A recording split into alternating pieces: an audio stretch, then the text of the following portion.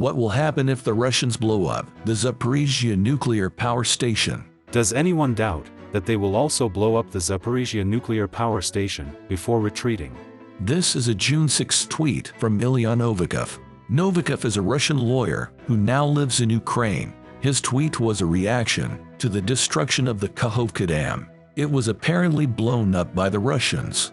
The Zaporizhzhia nuclear power plant is the largest in Europe. It's been occupied by Russian forces since March 2022. There have already been some worrying incidents. There are rumors that the Russians have mined the reactors. What if they set them off once they're forced to retreat? 1. Radioactive isotopes will be released. The fuel used at Zaporizhzhia has 3 especially dangerous ingredients.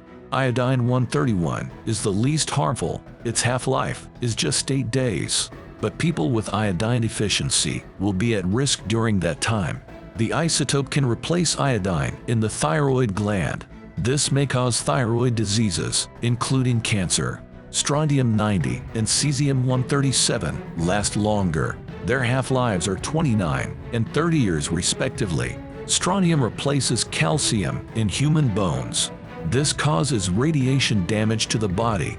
Similarly, cesium replaces potassium in the muscles. These metals stay in the soil for a long time. They're very difficult to clean up. Most likely, the contaminated soils will be unusable. Up to 2 million square kilometers may be contaminated. That's more than 770,000 square miles. The immediate affected area will be smaller, up to 30,000 square kilometers, or 11,600 square miles. At least 3 major cities will have to be evacuated: Melitopol, Kryvyi Rih, and Dnipro. Many smaller towns and villages will also be in the zone. That's more than 2 million people. There's no way to organize an efficient evacuation of that scale. In wartime, it becomes even more challenging. But those who stay will be at risk of radiation sickness. 3. The radioactive cloud will create another problem. There's no way of telling where the cloud will go. It depends on wind direction and weather conditions. The cloud is invisible. It can only be tracked with radiation measuring instruments. The cloud may be blown in any direction. Northeastern winds would be particularly bad. They would blow the radioactive cloud southeast. It would reach the Black Sea before dissipating. The Black Sea is connected to the Mediterranean. 4. Radiation sickness will cause long-lasting consequences. There are 2 types of radiation poisoning. Acute poisoning is being hit with a blast of radiation. If that happens, there's no cure. People near the blast will die within days at most. Chronic radiation poisoning is more pernicious. It occurs when low-level radiation accumulates in human cells. It's common among X-ray technicians. Sometimes, chronic radiation is harmless.